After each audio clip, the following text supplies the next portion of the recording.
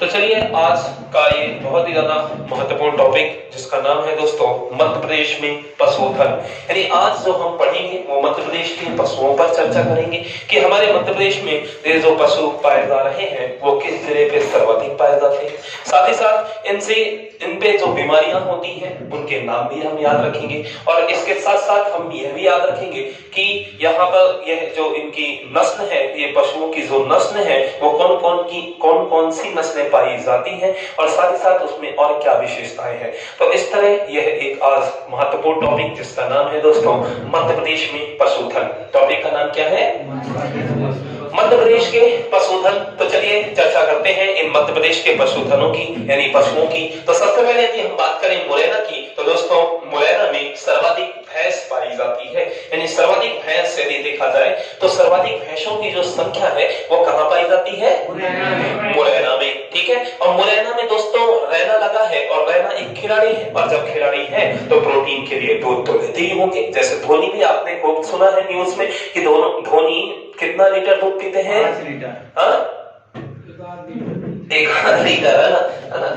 तो उन्होंने अपने न्यूज में खुद ही बताया था कि हम मतलब अपना प्रोटीन के लिए ये डाइट लेते हैं जिसमें से दूध भी शामिल था। तो कहने का मतलब ये हुआ कि दूध एक हाईली प्रोटीनियस और बहुत ही अच्छी चीज है। तो हमने यही कहा कि रैना भी एक खिलाड़ी है और रैना एक ही मध्य प्रदेश में ऐसा एक ही जिला है जिसके नाम के पीछे रैना लगा है। यानी रैना से मुरैना याद रखना और मुरैना में रैना लगा है और रैना हमारे दोस्तों देश के एक क्रिकेट के खिलाड़ी हैं। इसलिए प्रोटीन के लिए वो गाय का दूध पी रहे हैं भैंस का। इसलिए भैंस सर्वाधिक कहां पाई जाएगी? मुरैना में। क्योंकि बढ़िया। और आगे बढ़ते हैं दोस्तों। अब आते हैं हम शिवपुरी में। आ जाइए। शिवपुरी में है सर्वाधिक भेड़। सर्वाधिक भेड़ कहां पाई जाती है? यानी शिवपुरी में क्या पाया जाता है? शिवपुरी में एक शब्द लगा है शिव और शिव यानी शंकर जी होते हैं और शंकर से कभी भिड़ना नहीं, भिड़ने से भेड़ याद रखना क्योंकि शिव भगवान है और भगवान से कोई भिड़ नहीं सकता और भिड़ने से भेड़ याद रखना। इसलिए शिवपुरी में सर्वाधिक क्या पाए जाएंगे? भेड़। यानी सर्वाधिक भेड़ कहां पाए जाएंगे? शिवपुरी में। यदि हम बात करें सर्वाधिक भैंस कहां पाई जा रही है? क्योंकि वहां पर कौन है? रैना। इसलिए मुरैना बन गया वो। ठीक है, तो याद रखिएगा। तो मुरैना में सर्वाधिक भैंस पाई जाती है और शिवपुरी में सर्वाधिक क्या पाया जाएगा? भेड़ पाई जाएगी। आते हैं दोस्तों मंदसौर में। मंदसौर में सर्वाधिक ऊंट पाए जाते हैं क्योंकि मंदसौर मध्य प्रदेश का वो जिला है दोस्तों जो 1956 इससे पिछली क्लासेस में हमने आपको पढ़ाया था। जब मध्य प्रदेश का गठन हुआ था तो परिवर्तन के साथ मध्य प्रदेश सबके देश के सामने जब आया था तो कुछ परिवर्तन के साथ आया था। वो परिवर्तन यहीं पर भी हुआ था।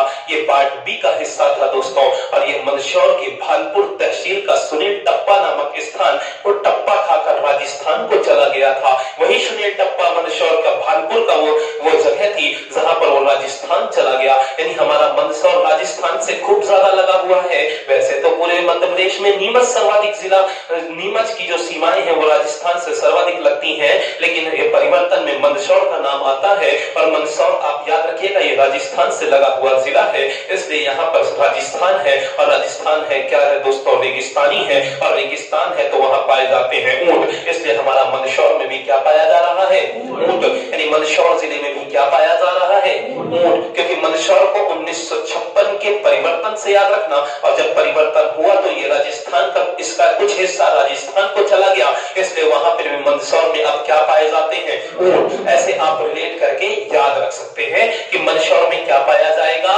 ऊंट पाए जाते हैं। यदि बात करी जाए दोस्तों धार की और धार में पाई जाती है बकरी।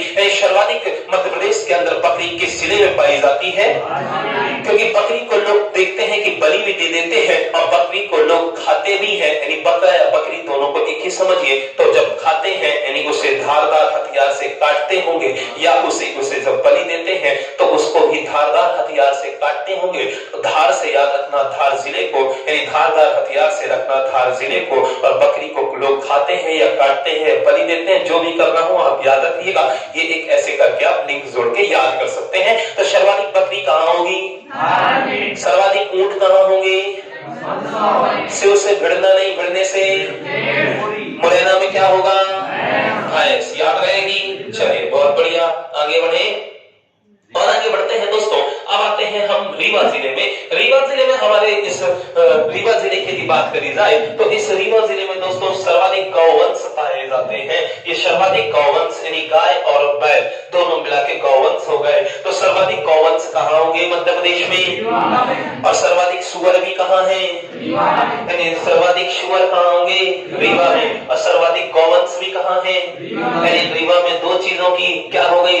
अधिकता हो गई। एक तो सुअर पाए जा रहे हैं सर्वाधिक, और दूसरा गौवंश पाए जा रहे हैं सर्वाधिक। तो याद रहेगा, ठीक है। तो रीवा से याद रखना, रीवा में दो चीजें हैं। क्या है दादा? सुअर भी है और दूसरा क्या है? गौवंश भी है। ठीक है, सबसे बन जाएगा। चलिए बहुत अच्छा, आगे बढ़ते हैं और आगे बढ़ते हैं। और हम यदि बात करें, अब घनत्व की बात करते हैं, पशुओं का घनत्व कहाँ ज्यादा है, और उसमें यदि हम बात करें तो उसमें न्यूनतम कहाँ पर है हमारे मध्य प्रदेश में पशु ओवरऑल जिले के हिसाब से। यदि बात, अब जबलपुर को भी याद रख लीजिए, जबलपुर में सर्वाधिक मछली उत्पादक होता है। जबलपुर में क्या होता है? सर्वाधिक यानी मछली का उत्पादन सर्वाधिक कहाँ होता है? क्योंकि जबलपुर है दोस्तों, ये जबलपुर नर्मदा नदी के तट पर है, आप सब जानते हैं। और नर्मदा यदि इतना अच्छा यदि जल वहां प्रवाहित हो रहा है तो मछली भी स्वाभाविक सी बात है अच्छी होंगी। तो याद रखिएगा जबलपुर को नर्मदा से, और नर्मदा से याद आएंगे आपको क्या? मछली। क्योंकि नर्मदा क्या है? एक नदी है, और नदी में अच्छी मछली होंगी कि नहीं होंगी, इसलिए जबलपुर में सर्वाधिक उत्पादन का होता है, मछलियों का होता है। याद रहेगा सबको, ठीक है। अभी सबसे बन जाएगा। तो भैंस सर्वाधिक कहाँ होगी? ऊंट सर्वाधिक कहाँ होगी? ठीक है। बकरी कहाँ होगी? धार में होगी। ठीक है। रीवा में क्या होगा? एक तो सुअर होगा और दूसरा गौवंश भी होगा। बहुत बढ़िया। और आगे बढ़ते हैं, शिवपुरी में क्या सर्वाधिक है? मछली का उत्पादन सर्वाधिक कहाँ होता है? जबलपुर में होता है। कहाँ होता है? जबलपुर में होता है। बहुत अच्छा दोस्तों, और आगे बढ़ते हैं ना, अभी और आगे बढ़ते हैं। अब हम थोड़ा घनत्व पे बात कर लेते हैं। यदि बुरहानपुर की यदि बात करी जाए तो न्यूनतम पशु है इनके पास, यानी बुरहानपुर बेचारे के पास क्या है? न्यूनतम पशु है। और ये इसकी बुरी बात है कि नहीं, है ना? बुरहानपुर को बुरा मानने से याद रखना, ये बुरी बात से याद रखने ना कि ये बुरी बात है। इनको बुरा लग रहा होगा कि बताओ हमारे यहाँ क्या है? बहुत न्यूनतम पशु है। ठीक है, यानी बहुत कम पशु को मध्य प्रदेश में सभी 52 जिलों में से सबसे न्यूनतम पशु किसके पास? तो ये बुरी बात है कि नहीं? तो बुरी बात से याद रखना ये बुरहानपुर को, और बुरहानपुर में सबसे क्या है? न्यूनतम पशु। तो आप भी जब पशु से क्वेश्चन आएंगे आपके एग्जाम में, तो आपसे एग्जामिनर भी पूछ ले कि बताइए जरा कि सबसे कम पशु मध्य प्रदेश में किस जिले में है, तो आपको याद आ जाएगा ये बहुत बुरी बात है। कम पशु नहीं होना चाहिए, जैसे आदमी ज्यादा है तो उसी तरह पशु को भी ज्यादा होना चाहिए, इसमें कोई गलत बात नहीं है। ठीक है, तो न्यूनतम पशु कौन सा होगा? सॉरी, न्यूनतम पशु कहां पर होंगे? बुरहानपुर जिले में। याद रहेगा। चलिए और आगे बढ़ते हैं। तो जब न्यूनतम है तो कहीं ना कहीं अधिकतम भी होंगे। तो दोस्तों सबसे सर्वाधिक अधिकतम कहां पर है? यहाँ पे हम घनत्व लिख देंगे। ठीक है, न्यूनतम घनत्व और सर्वाधिक कहां पर है? देखिएगा, सर्वाधिक पशु, ठीक है, ये कहां है? सीधी में। तो सर्वाधिक पशु कहां पर होगा? सर्वाधिक पशु कहां पर होंगे? तो सीधी बात है भैया कि सर्वाधिक पशु कहां पर होंगे? सीधी में। सर्वाधिक पशु कहां पर होंगे? सीधी में। ठीक है, तो सीधी सीधी बात है, अच्छी बात भी है कि जैसे बुरी बात है कि कम पशु है, तो बुरी बात से बुरहानपुर याद रखना, तो उसी तरह सीधी सीधी बात है कि सर्वाधिक पशु कहां ज्यादा है? सीधी जिले में। कहां ज्यादा है? सीधी जिले में। अब घनत्व की बात करते हैं तो होशंगाबाद में क्या है? न्यूनतम पशु घनत्व है। होशंगाबाद में क्या है? होशंगाबाद में क्या है? न्यूनतम पशु घनत्व है। कहां? होशंगाबाद। ठीक है, तो ये लोग होश में आ जाए क्योंकि यहाँ पर इनके घनत्व क्या है? बहुत कम है। ठीक है, इनको होश में आ जाना चाहिए कि नहीं आना चाहिए? ठीक है, कि इनके यहाँ क्या है? न्यूनतम पशु घनत्व। ठीक है, तो याद रहेगा सबको। ठीक है, तो हाँ ध्यान दीजिएगा, देखिएगा अपन ने क्या सीखा? होशंगाबाद में क्या है? न्यूनतम पशु घनत्व, क्योंकि उनको होश में आ जाना चाहिए कि भैया हमारे यहाँ बहुत कम यानी न्यूनतम पशु घनत्व है, तो होश में आ जाओ और पशु घनत्व को बढ़ा डालो। लेकिन बात करें अब सर्वाधिक पशु घनत्व की, तो टीकमगढ़ में लगा है पीछे गढ़, और गढ़ है पशु घनत्व का सबसे ज्यादा। कौन सा? टीकमगढ़। यानी गढ़ कौन सा है पशु घनत्व का? टीकमगढ़ है। गढ़ कौन सा है? टीकमगढ़ है। और न्यूनतम कौन सा है? होशंगाबाद। न्यूनतम पशु घनत्व कौन सा है? होशंगाबाद। तो होश में आना चाहिए कि नहीं आना चाहिए? अच्छा, सबसे पशु कम कहां पर है? बुरहानपुर में है। ये बुरी बात है कि नहीं है? अगर बताइए जरा अच्छा कि सीधी सीधी बात क्या है कि सर्वाधिक कहां पर है पशु? सीधी में है। तो याद हुआ कि नहीं? सबसे बन जाएगा कि नहीं? ठीक है, तो चलिए एक बार जल्दी से रिवीजन कर लेते हैं। ठीक है, फिर इस टॉपिक को समाप्त करते हैं, एक बढ़िया से दूसरा कोई टॉपिक अच्छा पढ़ते हैं। ठीक है, तो एक बार इसको बंद कर दीजिएगा वीडियो को।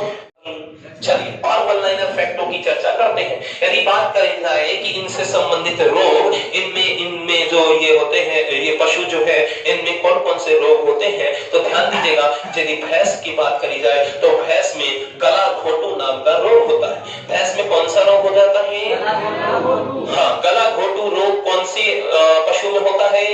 भैंस में। इसी तरह गाय में भी यदि हम बात करें कि गाय में भी कौन सा होता है? ये गला घोटू रोग होता है। यानी गाय और भैंस दोनों में ये गला घोटू रोग पाया जाता है। गाय और भैंस दोनों में ये गला घोटू रोग पाया जाता है। यदि बात करें दोस्तों कि यदि हम बात करें गाय के बछड़े में कौन सा रोग होता है, तो इसका नाम है जहरवाद या इसे ही ब्लैक क्वार्टर कहा जाता है। यानी गाय के बछड़े में जहरवाद या ब्लैक क्वार्टर नाम का रोग पाया जाता है गाय के बछड़े में। और यदि रोगों की बात करी जाए तो एंथ्रेक्स नाम का रोग दोस्तों भेड़, बकरी और घोड़े में पाया जाता है। यदि बात करी जाए खुरहा रोग दोस्तों, ये शुअर में पाया जाता है। यदि लंपी रोग की बात करी जाए, ये बड़ा फेमस रोग है, नया आया था हाल ही में ये, तो ये एग्जाम में ज्यादा पूछा गया है। ये लंपी रोग गाय में पाया जा रहा था। कौन से किस में पाया जा रहा था?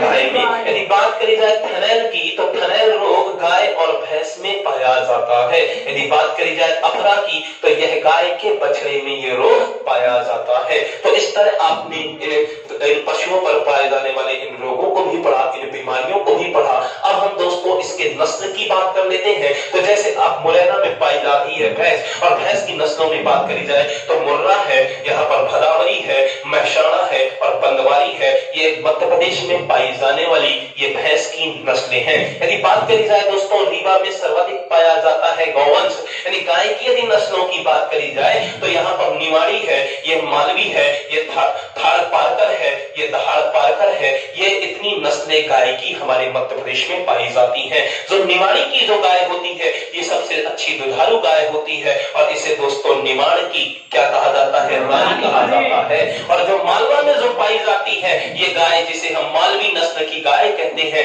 ये भी मालवा की रानी कहलाती है ये गाय को। ठीक है, याद रखिएगा। यदि बात करते हैं दोस्तों मछली की, तो मछली में यदि हम बात करें तो इसमें भी इसकी नस्लें हैं, जैसे रेहू है, महाशीर है, टूना है, मिग्रल है, वेटकी है और कतला है। ठीक है, तो ये गाय की बहुत सारी आप नस्ल भी देख पा रहे होंगे। यदि बात करी जाए दोस्तों ये महाशीर मछली की, जिसे हम टॉरटॉट भी कहते हैं, यही हमारे मध्य प्रदेश की राजकीय मछली है। और सन 2011 में इसे क्या बनाया गया? इसे राजकीय मछली का दर्जा दिया गया।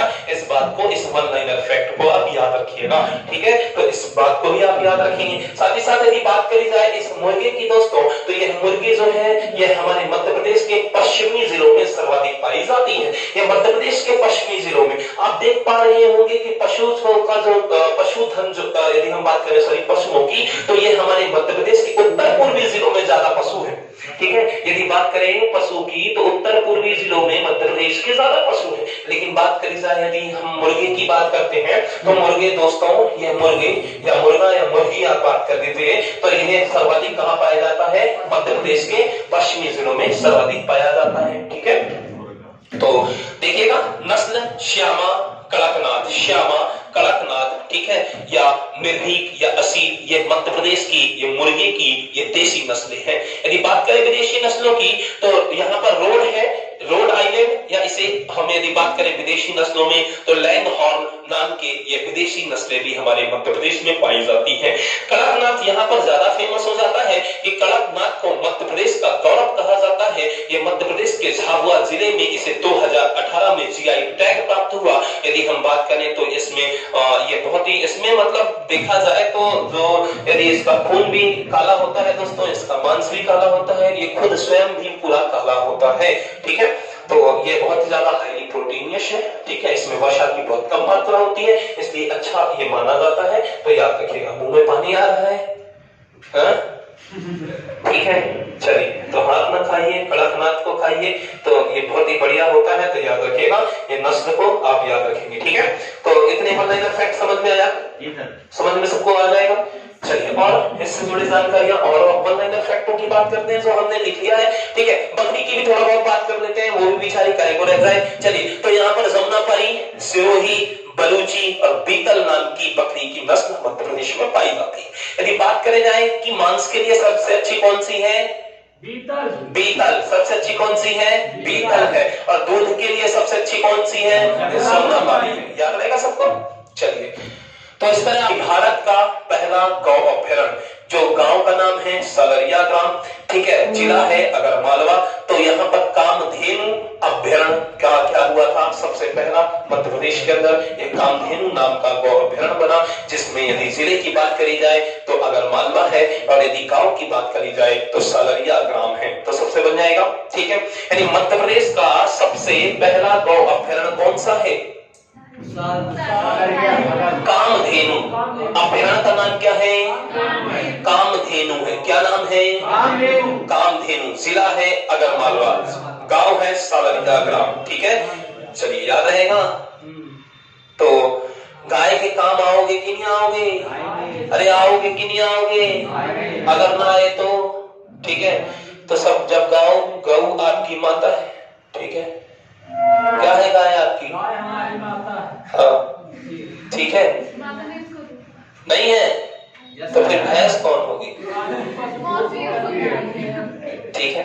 तो सबको पढ़िए और अच्छे से ध्यान रखिए। तो आप ये बात को याद रखिएगा कि जो कामधेनु अभ्यारण्य है ये मध्य प्रदेश का यानी ये देश का पहला गौ अभ्यारण्य है।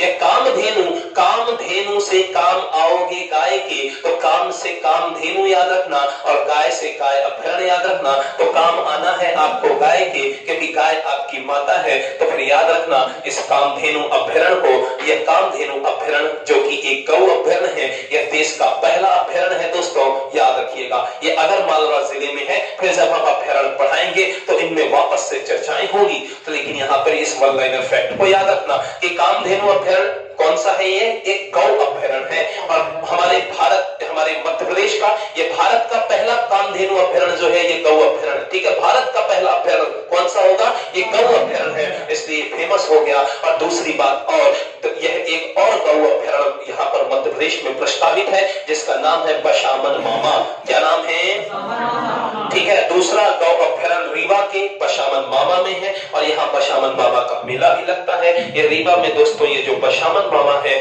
यहाँ पर बसाया जाएगा अब किसको, गाय को। किसको बसाया जाएगा, अरे बसाना मतलब घर बनाना, तो बसाया किसको जाएगा अब। इसलिए दूसरा गौ अभ्यारण्य जो प्रस्तावित है मध्य प्रदेश का वो कौन सा होगा, बशामन मामा। याद रहेगा।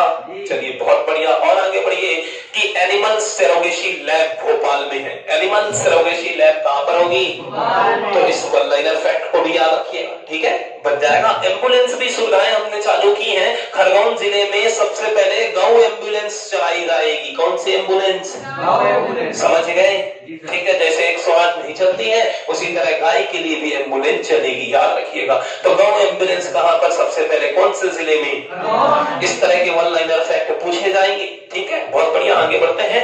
मध्य प्रदेश का गौ कैबिनेट, ये तो और बड़ी बात हो गई कि गौ को हम कितना सम्मान दे रहे हैं अपने मध्य प्रदेश में, कि यहाँ पर एक गौ मंत्रालय ही बना दिया जाएगा। क्या बनाया जाएगा, तो भारत का एकमात्र ऐसा एक राज्य बन गया ये कि जहां मध्य प्रदेश हमारा, जहां पर गौ कैबिनेट बनाया जाएगा। और उसके मुखिया कौन होंगे, मामा जी होंगे, जो वर्तमान में अभी है। यानी कोई भी व्यक्ति यदि मुख्यमंत्री जब होगा वही गौ कैबिनेट का मुखिया कहलाएगा, ठीक है।